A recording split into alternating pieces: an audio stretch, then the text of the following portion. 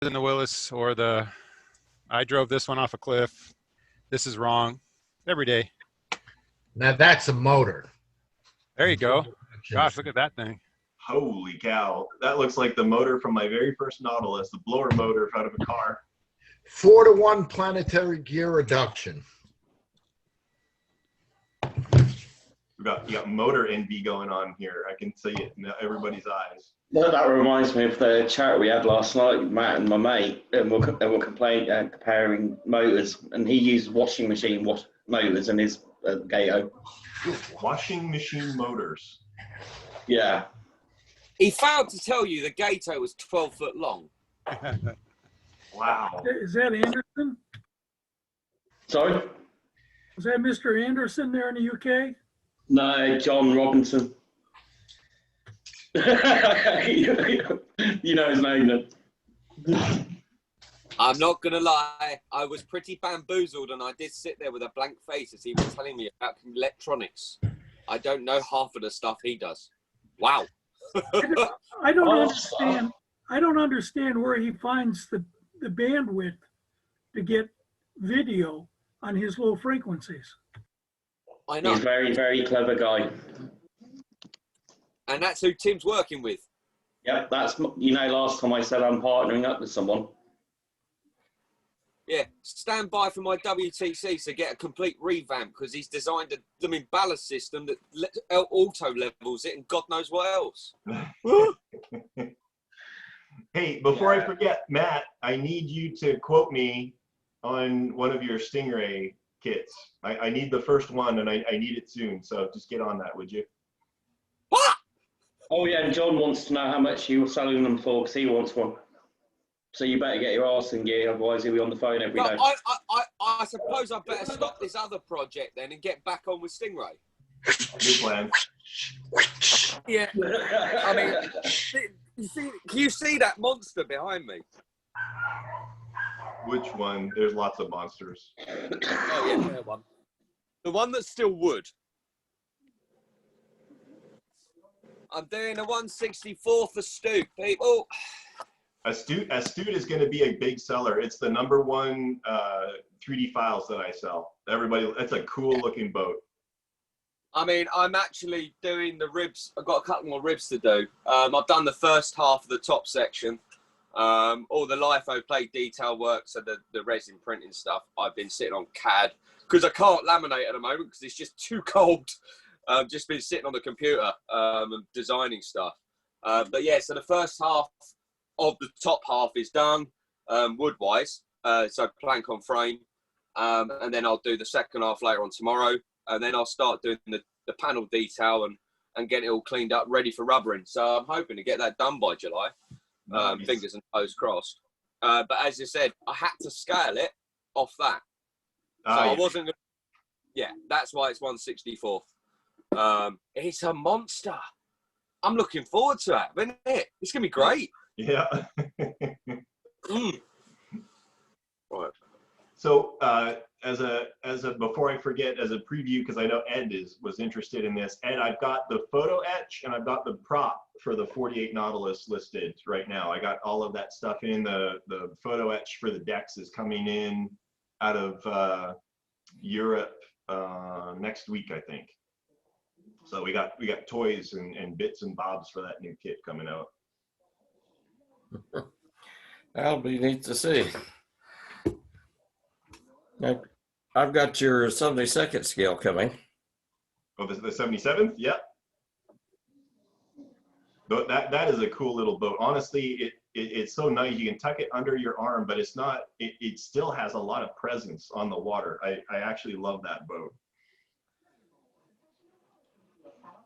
What else do I got going on? I got exciting news. So my son Logan, if you guys remember, he refitted the bat sub that David had given me, and that David, it'll make your heart all warm because you saw the video. We got a Gen, what is he, YZ, I don't even know what he is anymore, kid, an 18-year-old kid, out of the computer room into the shop, getting his hands dirty and gluing his fingers and painting.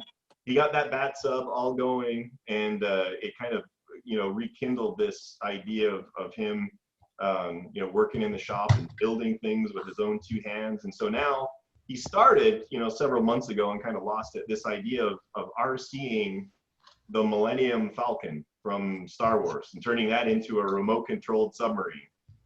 And so we worked on it for a little bit, but he's come back to that, and actually we're making really good progress on that. We'll have an update video shortly. It's going to be pretty cool. I'm looking forward to it. As soon as he discovers girls, abandon all hope. Can I just say that, Dave? What was our excuse then? I mean, did we discover women, or did we just like Superglue too much? Oh, we needed some female members. Yes. I don't know about you, but it was the 70s for me, and I don't remember a lot of that time period. Yeah, the best time of my life, and speak for yourself, Matthew. Hello, Maurice, you're right. Well, for myself, I quit modeling until the 30s when I was an old married man. I started doing it again. I think I bought that sub from Merriman 2-3 weeks before I got married, knowing there was no way I was going to be buying anything for the next 5 years. Afterwards, yeah. Hey, Bob, when are you going to have your Nautilus back in stock? The 48. Yeah. So technically I could open up the orders. My concern is that I'm using a third party to do the casting. Okay. And I don't want to have 30 orders queued up and then all of a sudden him being like, I can't keep up. I'm sorry. So I'm doing this in a staged rollout. The first batch of kits should be out either the last week of February, the first week of March. And once I feel confident that he's able to go forward, I'll open up orders again. But before that, because he's obviously giving me updates and all of that stuff. So probably. So can we put an order in now? Can we put an order in now? No, don't ask me to do that. No, 1 to 2 weeks. And the other thing that I'm doing, I'm in the middle of doing all of the detailed step-by-step instructions for assembly. Oh yeah. And I want to make sure that people view that before they buy it, because you know this is not like a snap together Revell, you know, model car kit. I just need to make sure people understand what they're getting into before they commit that kind of money. Because even, you know, surprisingly, the little 77 scale Nautilus, so many people are just, they buy it and then they don't know how to put it together, and it's not their fault, it's my fault that they can't do it. So that'll be coming out very shortly, and you'll have full visibility to the kit, the contents, how it goes together. And Ed had talked about this before, a step-by-step walkthrough about how I painted and weathered it. So you'll be able to see how I do my patented Nautilus paint finish. I think everybody has their idea of the paint, you know, what to paint, how to color it and all that stuff. Is the sub driver going to be available also? Because I think we emailed back and forth about that. Yeah, so the good news is, like with everything going on, this last week I made some really good progress. The only thing I'm waiting on now, I got to print some adapters for the connectors, but the prototype 3-inch Mark III subdriver is like 90% done. Next week it'll be completed, ready for testing, and once that's done, I go into final production parts and instructions, and then we're into release. So hopefully, what are we at, February? So like first week of March or so, we'll have cylinders for it. So that'll coincide nicely with the release of the kit too. All right, so in a couple of weeks, then I'll give you a call. We'll put an order through, because I've already done the custom replica. I don't know if you can see it in my library. I can see it. It's back there. A little bit too big. As I get older, I need a smaller boat. I'll take that one in It's on an trade. age thing, you know. I'm sorry, guys. I'll take that on trade. You know, Bob, I was thinking a lot about the paint job. And at the risk of having you guys throw things through the screen at me, you know, artistic license, what would the Nautilus look like with a modern paint job? Oh my God. Think about it. Think about it. You What know, are you a gonna rogue nation You gonna put pinstripes on it? Like, and he coming does out the thing, front? some drug runner, and he paints it black on top with a red bottom. I know, Dave. Stop it, Dave. I was Ed, just you curious. got to do go fast with stripes, man. I was Ed, just you curious, gotta do or go fast with stripes. different skins people put on characters and stuff. So if you were down with that, I am not a rivet counter. If I can stand 10 feet away from a boat and know what it is, I'm happy with it. And at the end of the thing you got to realize, and I keep telling people, is there is no correct way to paint that boat, because it had no less than 4 different paint finishes in the film. There was the brass hero model, there was the rusted deck set, there was the black version that they had for the green underwater scene, and then there was one more. It was, I don't think they used it, but it was drag seaweed. So black, brass, or rust, and anything in between. So really, you could almost argue anything and say that it was correct, provided you're happy. I'd say go for it. Yeah, I use a hammered bronze spray on it. It looks pretty good. Yeah, it was just a mental exercise, a what if. Yeah. Just do not paint it. Basically, to put it bluntly, Ed, you just want it to be shit. Or a nice visualize Russian that. paint job with thick white lines and, all black with thick white lines. I don't even want to visualize Yeah. that. I can't even visualize that. Time to throw something. Ed, make sure you put neon lights on the bottom of it, Ed. So it bombs, you've got to put a sound system in it as well. Oh, there you go.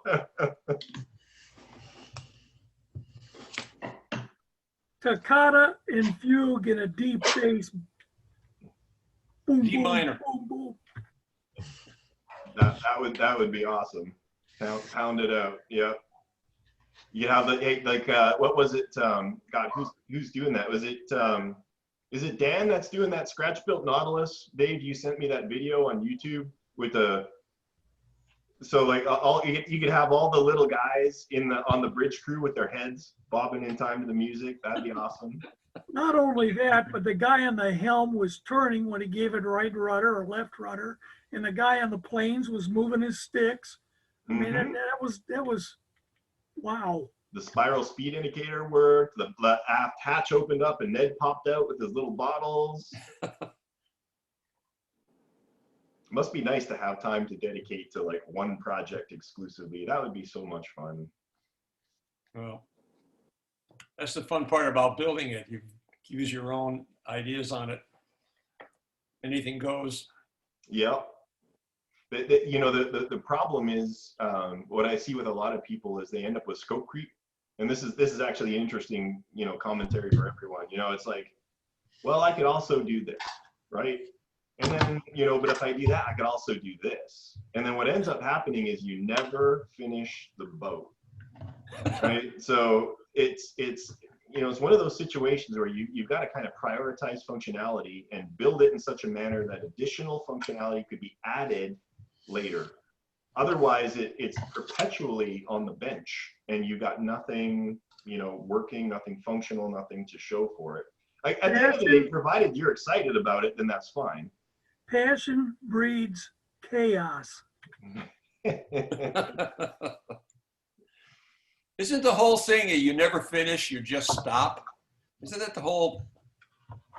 Dave, I always thought that was kind of like your mantra. Hang on, is it not like painting the 4th bridge? It never ends. There's an old story of the craftsman, and an understudy says, well, master, when do you know you're finished? And he says, I never do. They just come and take it away someday.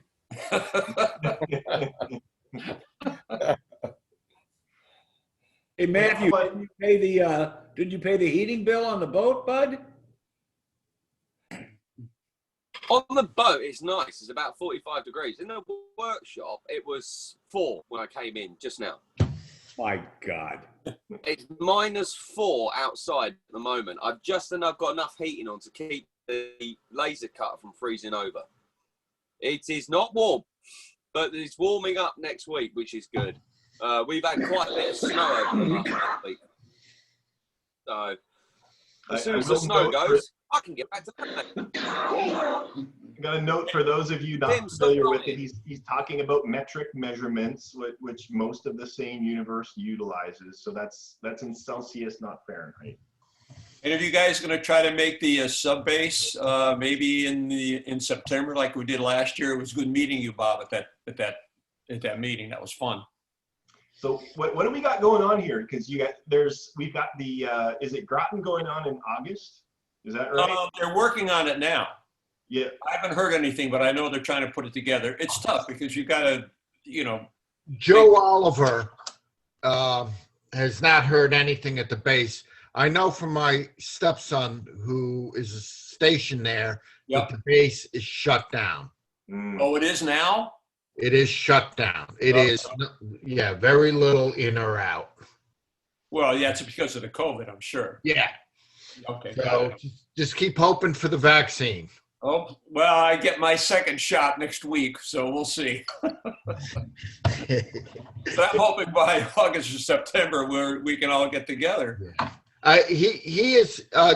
Oliver was trying to bring it back to a midsummer thing like we had back in the 90s. Yeah, well, Joe can be pretty persistent when he wants to be. Well, you see, the problem is, and Dave knows this, it used to be just the officers' lake. So the officers graciously donated that weekend to us. Right. But now it's a lake for officers and enlisted, and they feel that they can't take the lake away from the enlisted during the summer, because the officers can give it up. They're, officer and a gentleman type deal. But, if he could convince them, I hope he could, because it's going to be stiff competition with Cahuta, as far as I'm concerned. Well, we used to have some great regattas with the subcommittee when we first put it together years and years Yeah. ago. That was one of the starters of that. And we had some great times down there. It was very exciting. On that note, I've been in touch with the facility at the Red Clay Resort, and we're in the process of booking the Red Clay Resort for Subfest 2021. So if you guys want to tentatively mark your calendars for the third weekend in September, it's like 25th, 26th, 27th, I think, or something like that. That's what we're tentatively shooting for Subfest 2021 in Cohutta, Georgia. Yeah, I have a question. We had to bail out at noon, by 10 o'clock on Sunday? Was that No, that was just us bailing early. We had it the whole day. Oh, so we could have stayed and left the next morning. I mean, if we were at a hotel. Yeah. Oh, I thought we had to leave there by 10 o'clock. No, that was probably just me and my anxiousness to get my 11-hour drive started to get back home again. No, everybody could have hung out there as much as you wanted. I think realistically, and you guys can chime in. So Friday, I think the hardcore people showed up like super early, and we got all set up. And there's a few boats out, but Saturday was the big day. That was where we had all the boats out. We ran the courses, we did the seminars, and all of that stuff. So, would you come back up to Groton this year, Bob, if you had a chance, or is your schedule? Absolutely. Yeah, really. I'm planning on it. Well, Jerry, you better hope that it isn't the second week in September then, because I don't think Bob is going to want to bounce that quickly. Well, the cool thing is I got a plane, so hey, it's not so bad anymore. Okay. I could take that whole week off myself and drive from one to the other. I don't care. That's a thought. So hey, I want to mention here again. I should have done this earlier. We are recording this, so you guys can play it back at your leisure at a future date. And I do want to mention, for those of you who have not noticed, there are 27 people logged in right now, even though it's like the same 6 people monopolizing the conversation. So for those of us, and I'm guilty as well, who have been doing nothing but talking, I want to urge those of you who are chiming in for the first time, if you got questions, if you've got a project, you want to share it, now is your time. This is what you paid the money for, and we would love to see what you've got going on, even if it's just to say hi. We'd love to see it.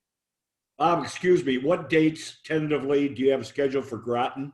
It's the third weekend of September. It's like I think it's the 24th, 25th, 26th. Oh, that's Subfest, not Groton. Oh, sorry. Yeah, Subfest.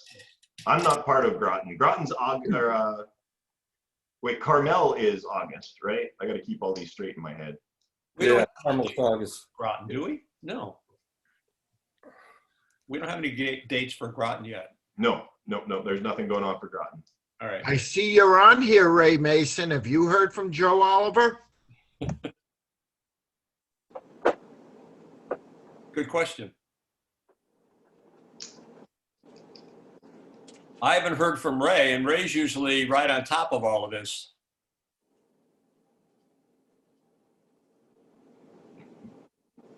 He's coming. Unmute yourself, Ray. Mr. Audio Visual over here. All right. There he is. Is it working? You got it. All right. I would say no way in Groton. Okay.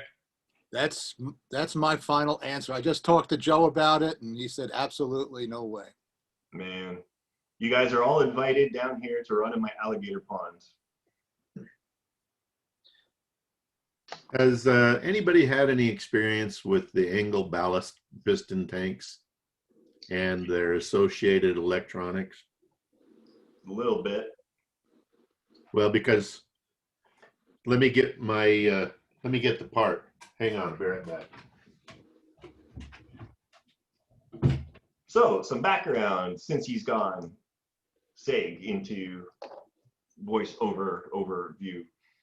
Engel, out of Germany, Engel Model Bow, they've been around for a long time. Gregor Engel really did a great job of promoting the hobby, especially in Europe. They really turned it into a high-tech solution, in as Germans are wont to do. Is anybody heard anything other than what I've heard? Last I heard, Gregor's kind of like retired. And his kids have taken over, but the kids don't care anything about RC subs, and they're focusing on like the airplane stuff. I have customers reaching out to me left, right, and center saying, I can't get a hold of them. They're not stocking any parts. I don't know what's going on. Nothing's stocked. Do you know what's going on? Has anybody heard anything different?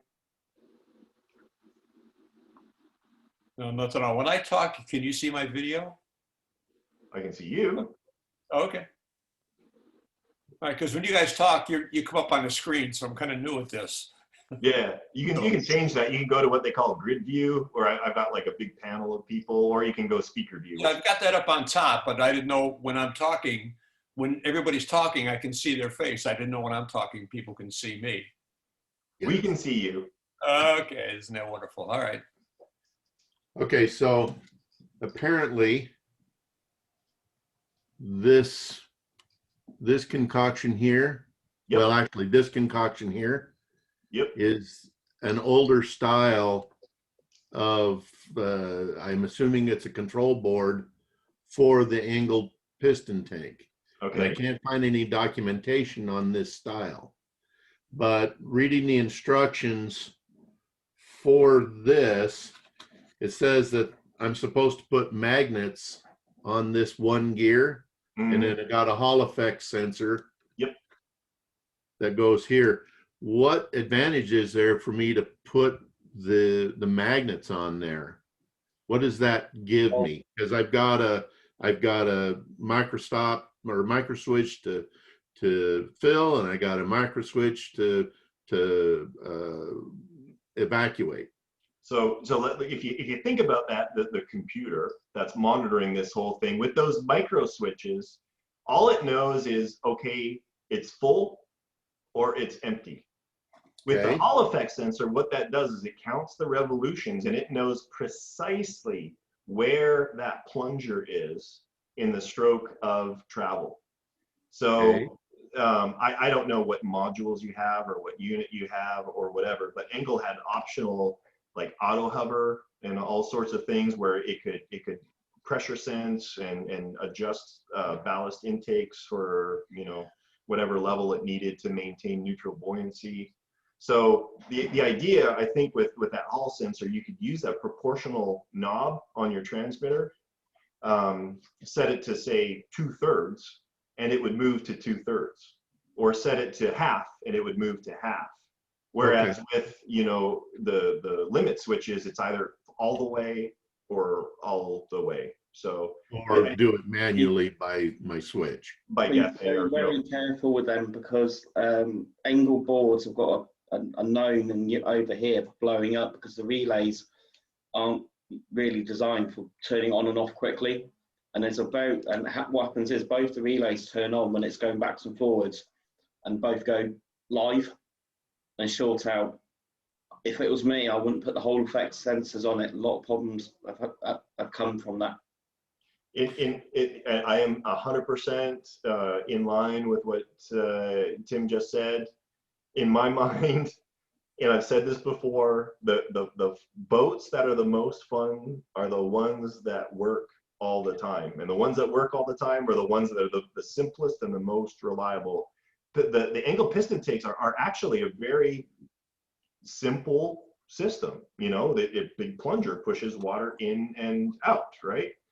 It's when you start adding all of these, you know, sensors and microprocessors and all of this stuff that things get super complicated. So if I were you, strip all that stuff out and it just make it a ballast system.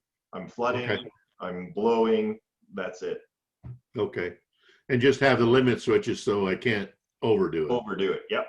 Yeah. Okay. But in the in the first run, you have to the electronics have to learn how much turnings the motor is doing, or the piston, and then he knows after 35 turnings, then it's full, for example. But I would give it simple with the end switches. Finish. Okay. This magnet and counting the rotation is a pain in the ass sometimes. I had problems in the past. What happened if you run your sub and something happened to the electronics? You don't know what happened. Right. We move up and down. So I would keep it simple, I would say. And he knows I'm all on board with that. That's what I want. He knows what he is talking about. I built 3 angle boats, but I just set them up as simple, you know, ballast systems. So. Okay. Awesome. Oh, look at that, whipping out the. Here is the boat with the magnet. Okay. Yeah. And you don't have any use for that. I want to change it later, maybe. Okay. I have to see. And with the relays, Tim, you have right. They have a really high amps if they stop or start. It's really a little bit tricky. Reach out. If you message me later, Gunther, is it Gunther? Yes. PM me later. There's something coming out that's replacing the angle boards. But the Acura 2 is really a nice boat. Yeah. Really funny.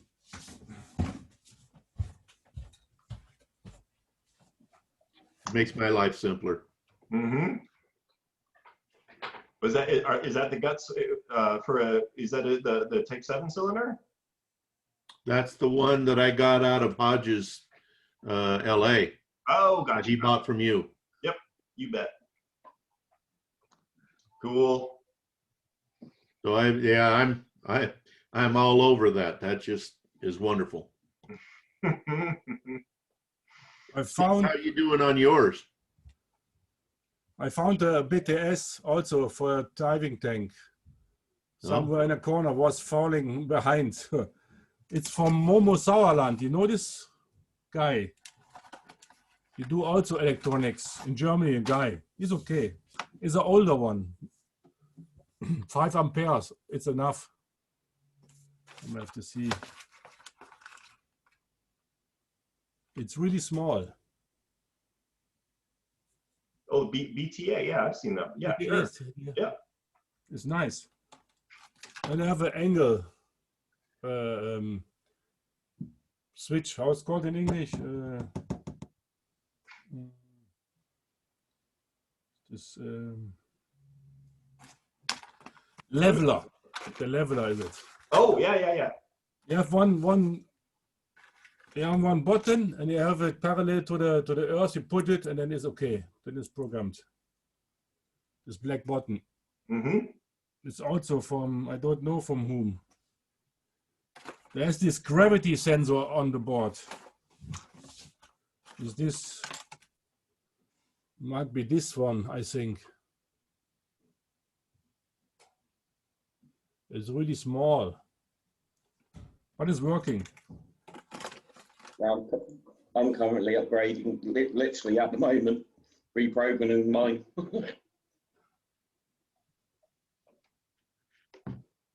So I've got, just so you guys know, I'll have probably next week or latest the week after, I've got for Warren Wilson, I think his name is. He's an old timer. I think Dave Merriman probably knows him because he's been around for like forever. I'm doing a 96 Nautilus 571 and a I think it's a 32nd parallel Type 23, both really cool boats, and I'm just throwing cylinders in them. They're going to come out and they're going to have automatic pitch controllers, fail-safe units, and the KMC Electronics depth controllers. You don't see or hear a lot about those, but the depth controllers, just so that you guys know, if you're not familiar with them, the idea behind them, they've got a ported vent to the outside of the cylinder. You use your forward dive planes to establish whatever depth you want, and then the depth keeper at that point records that pressure. And then when you take your hands off the depth, your forward planes, it will use them to maintain depth at whatever you left it at. So the pitch controller is maintaining your pitch. The depth controller is maintaining your depth. So I've not used a depth controller yet in any of my builds, although I'm obviously familiar with how they work. So I'm super excited to have these implemented in these boats. Really cool. So the 96 Nautilus and a 35th 23. If I could jump in on that depth controller, I've used it on a couple of boats. I can affirm that the thing works as advertised. And a feature that Bob didn't mention is you can turn it on and off from the same stick that you're using for your bob planes. So you not only got the ability to have an active depth controller, which once your hand is off the stick, it is recorded that depth and will work to autonomously drive the boat to keep that depth. It has nothing to do with the angle keeper. It's a separate item. It's autonomous. But if you want to turn it off, you just throw the stick to an extreme position in your strictly manual again, or you put the stick in the other extreme position and it's back in auto. And auto is whatever the last depth is when you put that stick to neutral. It is slick. And you don't need any additional channels. It works all off of the one channel you've assigned to depth control. Yep, it is literally plug and play. You plug it into the receiver, you plug the other end into the servo, and you're done. No programming, no nothing. It's really, really cool. So, when will that be available? It's been available for years. Oh, okay. I'm new to the thing. Yeah, no, it's on there. DC, depth controller. Okay. Yep. While you're on the topic of the depth controller, Bob, you might want to explain there's a specific way that what is it, that sensing port, not the one on the board, but where it penetrates the cylinder, how it's supposed to be set up in the boat. Well, okay, so first off, all of Kevin's units come with full instructions. So you've got all of your programming instructions, your setup instructions, everything come with all of the units. Now, unless I'm missing something, and again, I haven't set this up, that the port it's an open port that basically feeds a rubber tube to the depth controller unit. So it needs to be exposed to ambient pressure outside the cylinder. And the way that I set that up is just simply a brass tube as a nipple, for lack of a better term, penetrating the forward bulkhead, and reading the depth. It's important that the sensing tube is run forward and well forward of the model's center of gravity, or if you will, center of rotation. If not, the thing will be chasing itself. So that port is as far forward as you can get, so that when there's an angular displacement on the boat, it sees a depth change. Even though the net distance from surface or bottom hasn't changed, the forward pointy end of the boat is down, and you want that sensor to say, whoops, I'm down, I got to come back up. So if you put that port behind the center of gravity, it'll start chasing its tail. It'll get into a oscillation. Yeah, actually, you think about that, it's almost like putting an additional pitch controller in the front of the boat, kind of. So you got the front kind of working to keep the front level and the back keeping the back level. Let's come back to Gregor Engel. So far I know that he laminates his house in Morocco or Tunisia. I don't know if the situation is now because of COVID, that he don't get any hulls from there. I don't know. So, and it's nearly nothing on the website you can order. It's a really strange situation. Yeah. So I will ask some model colleagues, maybe they know something about this. I was in contact with him quite, regularly up to a few months ago, and I was in negotiations to carry Engel products, in my store, so that they would not need to deal with any of the forward-facing, customer inquiries and all of that kind of thing. And I would stock all the products. We got so far as to beginning to establish, a price point for me, and then it fell off. And now I can't get a hold of him. I can't get a hold of Engel. I can't get a hold of anybody. So it's tragic because, like I said, I think in Europe, Engel is one of the, if not the, largest, or at least very well known provider of RC submarine products, for people to get into the hobby. So. The company exists a long time. I think he took it over from his father, I think. Gregor Engel. Wow. Yeah. Yes. So far I know.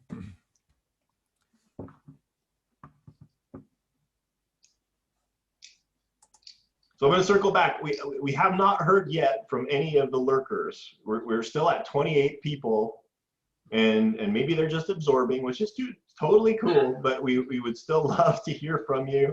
If you're working on the project. This is Ernie. Yeah. This is Ernie. My name says owner. I don't know what the hell I did wrong. Anyway, last week when everybody was leaving, I started to ask Tim to discuss some of the stuff he was doing with our Arduinos. And right as he started talking, whoever the owner was turned off, and so the meeting just ended.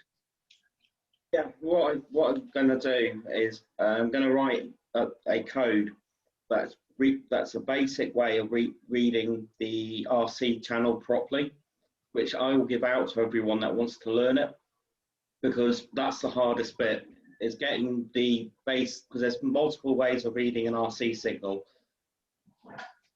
and we found the best way of doing it. There's a couple of us working together on a forum to introduce the Arduino to people that want to learn it. So I'll put it on your forum as well, Bob, so people have got like the baseline, because once you get into it, you can do anything. But having that starting point is what really struck me as well, because there wasn't much online about there's a lot online about the Arduino, but not about mixing it with an RC signal.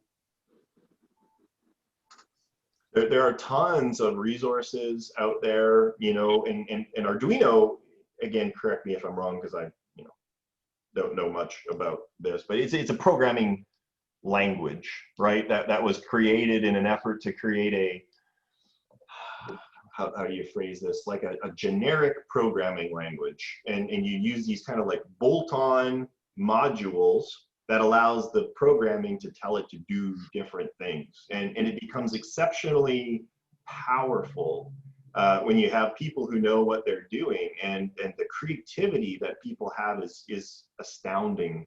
You know, from creating do-it-yourself or irrigation timers to, you know, RC submarines.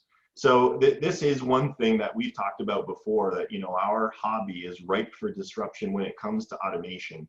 And Arduino seems to be sort of the vehicle by which a lot of this will likely be, you know, accomplished. Well, a prime example is my sub command. I don't know how well that's come up. That's powered by an Arduino. But this is just a prototype. The next one, I don't need to use the Arduino board, just for the chip, but the language is the same. But having that point where you can just have a blank bit of code to start you off is what me and my friend wanted to help people with, because once you got that, the rest of it, like turning lights on, turning lights off, turning stuff on and off, is easy, because all the hard work's already been done. Tim, Mm-hmm. you're on when you're reading the signals for the RC, you're going off of the pulse width modulation, correct? I actually, go off the pulse width, but I also use interrupts, because people, what they do is they use something called pulse in command. But what that does is it looks up the Arduino or the chip 20 milliseconds. So what the interrupt command does is, if it's you activate one channel, as soon as you activate the second channel, it stops reading off the first channel, but it's not waiting for that next 20 millisecond to go through. And that's where, when you look online, everyone says, "I'll just use pulse in, it works." It does, but it's not the best way of doing it. If you're monitoring one channel, fine.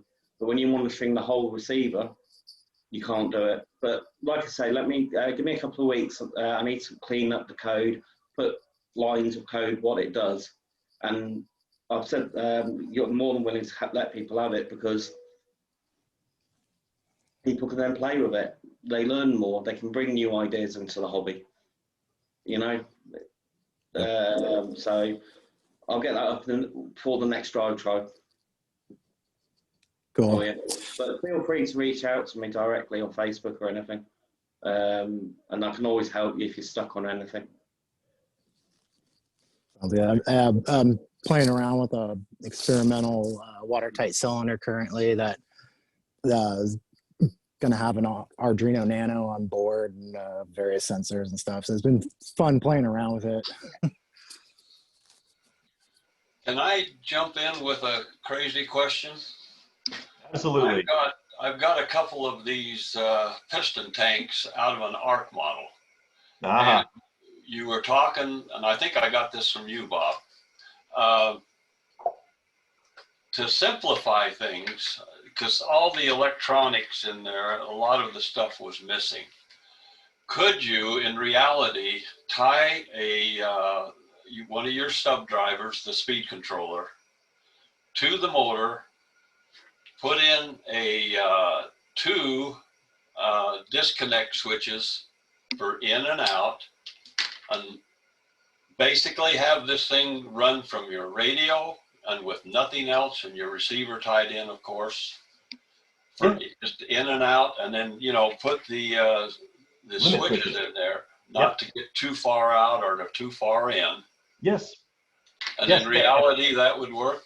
Absolutely. At the end of the day, you pare it down. All you're doing is you're controlling an electric motor. You're getting it to spin forwards and you're getting it to spin backwards. Add the limit switches, and now you're telling the motor you can keep spinning until you reach here, and then you need to stop. And you can spin back the other way, and then you need to stop. So there's no reason that you couldn't do it. Now, you don't necessarily need to use an electronic speed controller, although it's an easy way of going about it. You can also use a reversing relay switch, and I've got, I think M-Tronic sells a version of that. So, just a simple H bridge. Yeah. That's what we need. So yes, absolutely. The question to your answer is yes. Okay, great.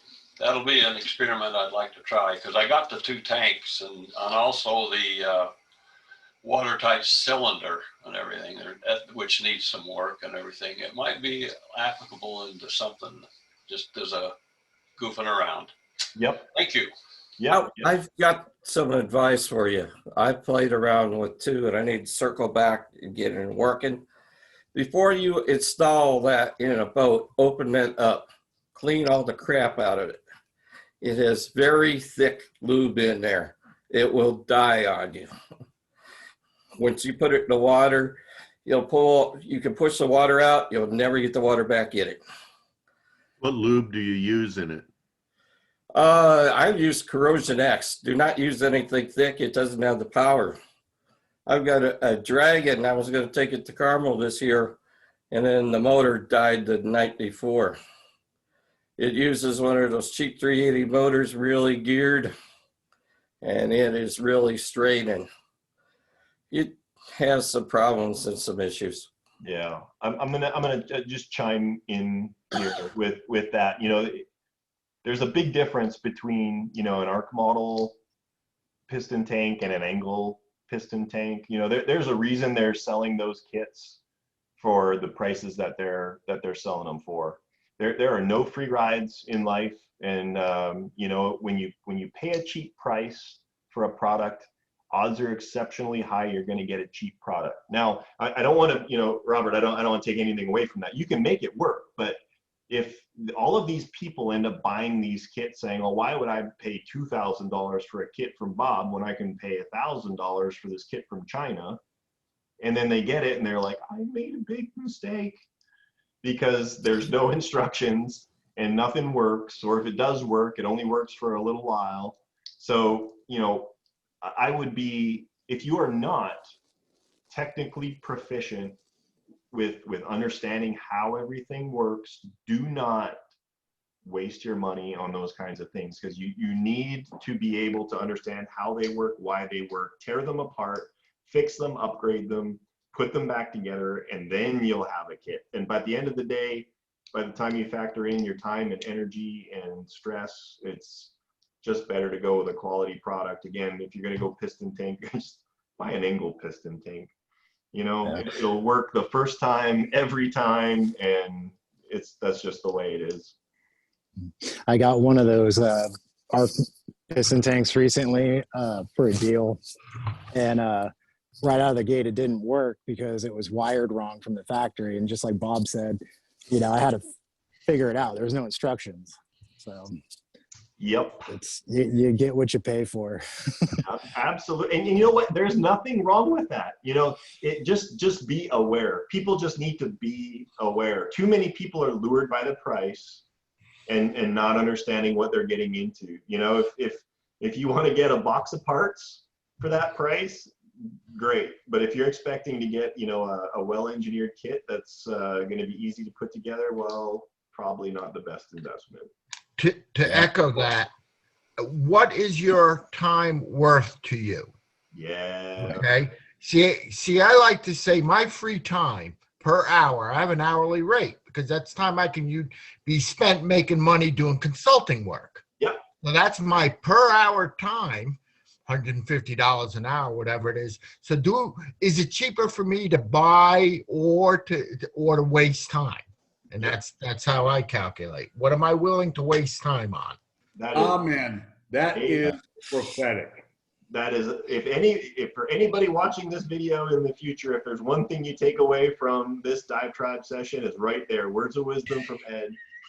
Put a monetary value on your time and take a look at anything that you're looking to build and determine, look, is it cheaper for me to build it?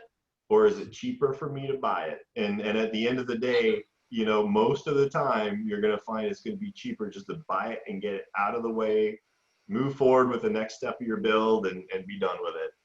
I wouldn't be doing this, but this is the boat that came from the infamous gym bag. Oh, yeah.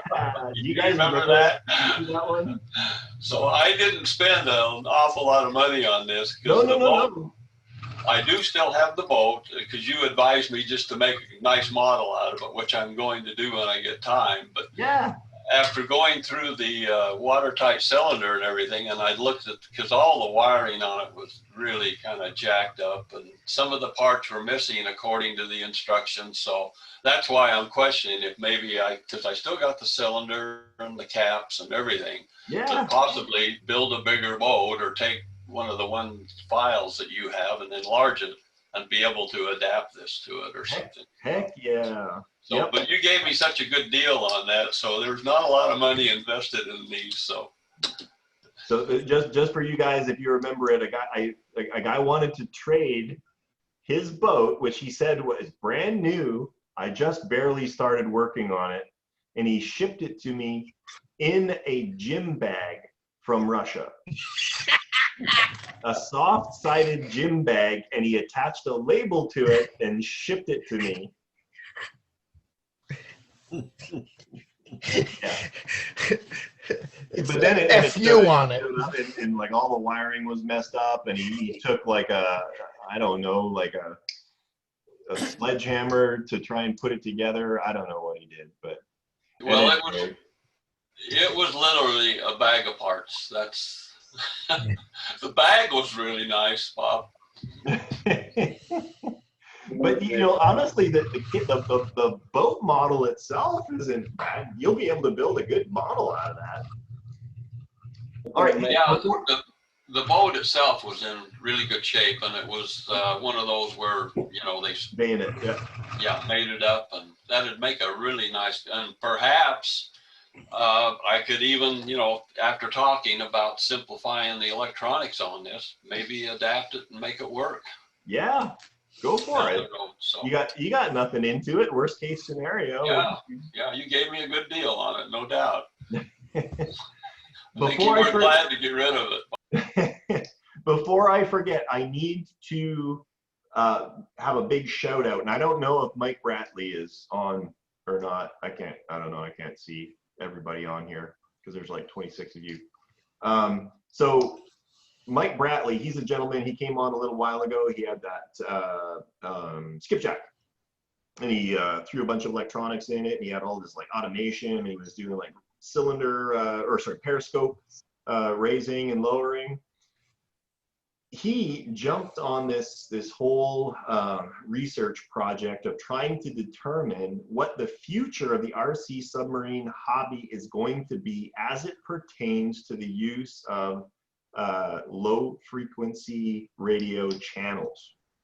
So he's been going back and forth, and I think he brought Dave into the string, so Dave's got some visibility to some of the progress that he made. But I wanted to share with you the positive news that he got directly from the powers that be. So to summarize, this is his email, I'm reading this to you.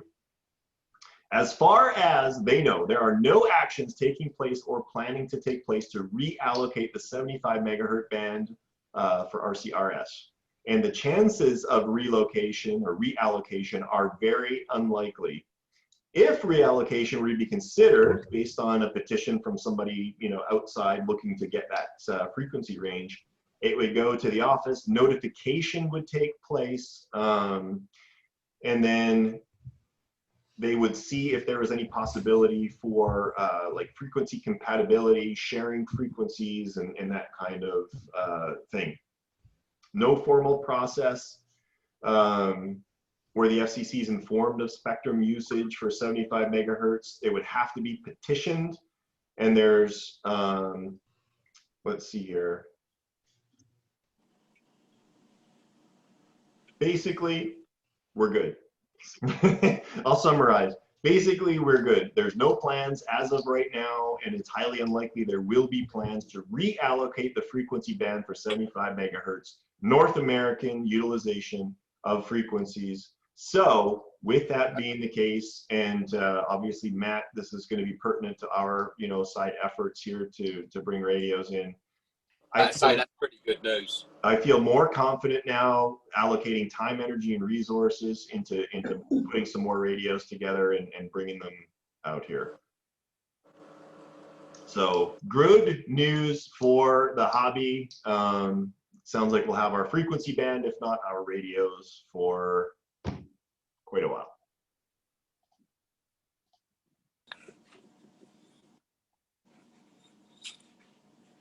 I guess Steve Hodges left, huh? Don't see him here. Could be. We're down to 26. We had 28. Maybe he's one of the two.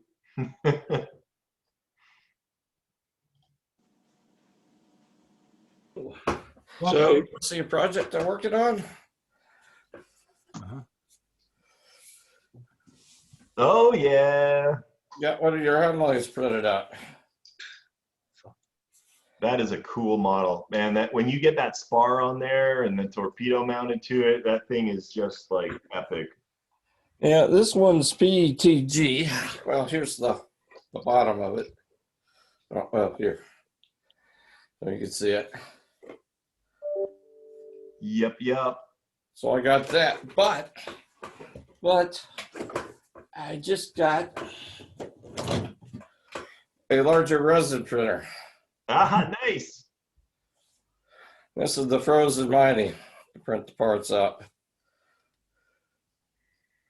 So I too invested in a large scale resin printer, and I have to say I'm pretty taken with them. It's pretty neat. It's a little stronger, but a little bit more brittle. Yeah. Than a filament. Yeah. Well, and of course the resolution is 5 times as good as the typical filament printers.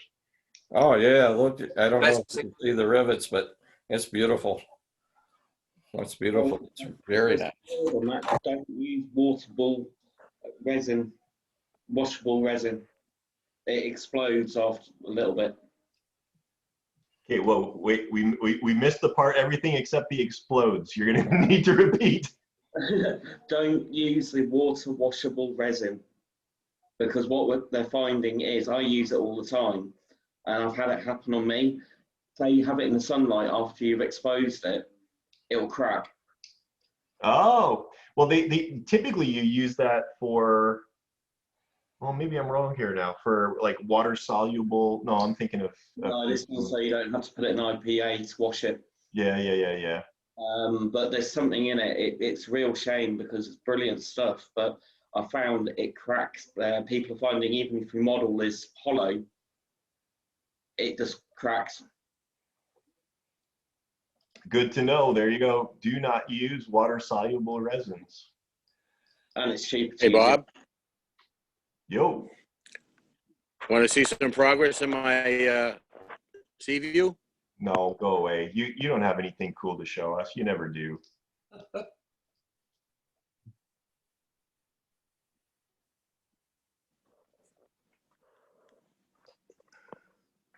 Do you remember what I was This is how talking my about batteries before come with out. scope creep?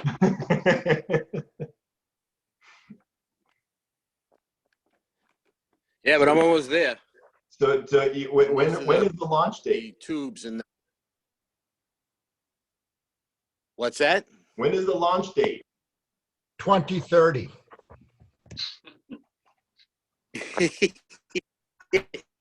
Hoping to buy a swimming pool. It's a 10 by 3, and in another month or so, start testing it in my basement. So I'm almost there.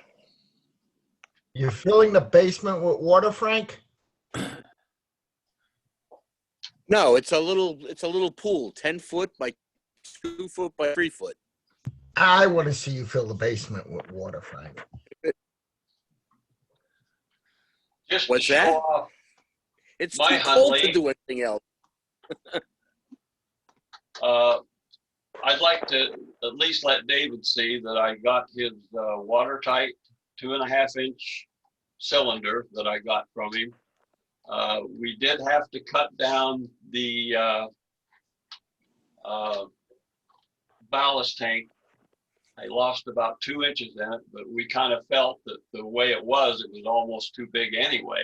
It would be. So, but we got it in there, and I've got the mechanisms pretty well tied into the stern, and I got the dive planes in yesterday, and I've got all the holes cut down the side in order to get the linkage up to them to get them to operate. So it's coming along. Of course, the mine was all done in PLA originally, and it's turning out really well. But I just wanted to give Dave an update that the cylinder is coming along, and I think we're going to have a good boat when we get done with it. Yeah, so thanks for your help, Dave. I was super excited about the way that that prototype worked in the pond. It performed so well. I was super surprised. So I'm excited to see yours. Yeah, Hey, I got a question for Dave. You remember that big DeBoer 688 owned by your friend from Virginia? Yeah, of course you do. What can you give me an estimate of the size of the ballast tank? So I have a starting point. Do you have any idea?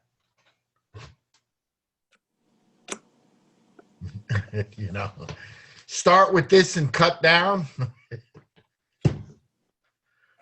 Yeah. No idea. You can't. No, I'm sorry. Sorry, fuck you. I'm not going to help you anyway. And did you say it was the DeBoer 688? Yeah,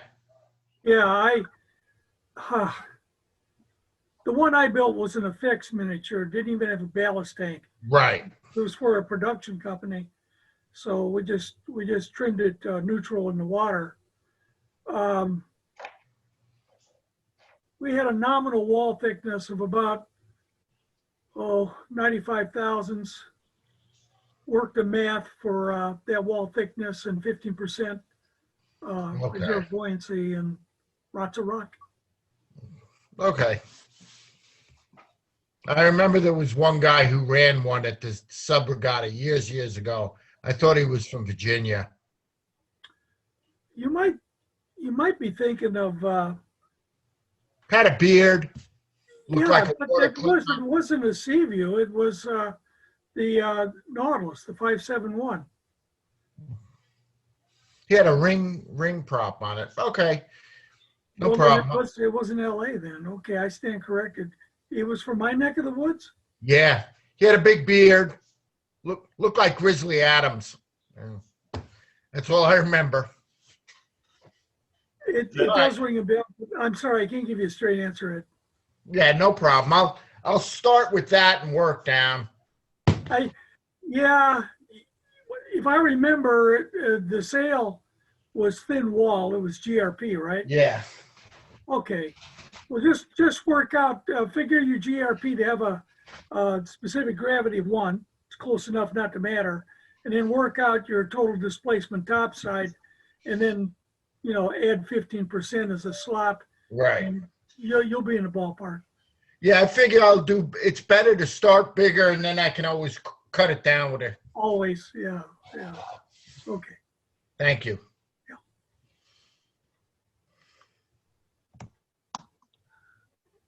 Bob. You.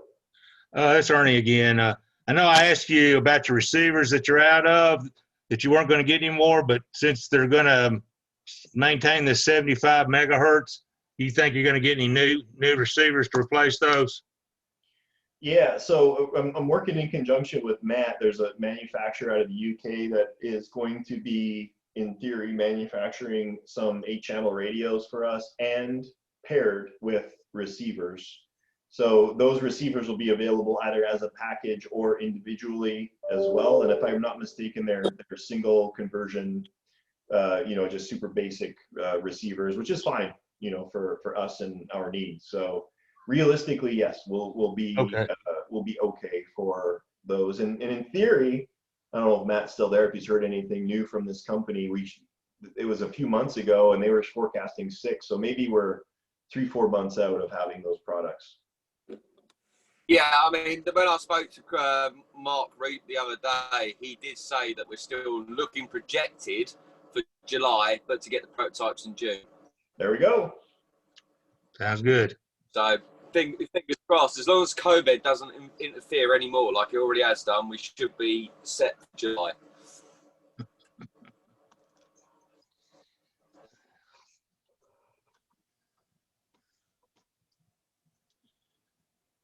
All right. In typical fashion, I'm going to bail on you. I'll let you guys play in my absence. This will continue to record until we go. Maybe I'll let Ed do the management or whatever. I have to prep for my trip tomorrow. Hey, Bob. Yep. We had trouble last time when you walked out the door. We all got dumped, what, 5 minutes into your absence? Yeah. You can't blame me. My phone died. Wait, let me get this straight. You're blaming me for something that happened 5 minutes after I left? You'll do. You can't turn your Zoom off, Bob. On a serious note, you got to keep your Zoom on. Well, no. Got a face you can blame. I can reassign management, which I did to Ed, and then so if anybody wants. But I'm leaving. I'm leaving. You're leaving? I gotta split. Yeah, give it to Dave. Okay. All right, I can give it to Dave. No, you're not. I'm staying in as well, Bob. I'll be here. All right, I'm going to leave and I'm going to give it to Dave. Then everybody can blame Dave when it breaks. Sounds good. All right. I'm going to try it. Everybody have a great time, and we'll catch you next time. If you don't hear from me again, I crashed into Atlanta or something. Don't even say that. Oh, no. Dude, don't joke about it. Not funny. Yeah. No, man. Ed, I sent you. We'll talk to you guys later. Okay, Dave. Bye-bye.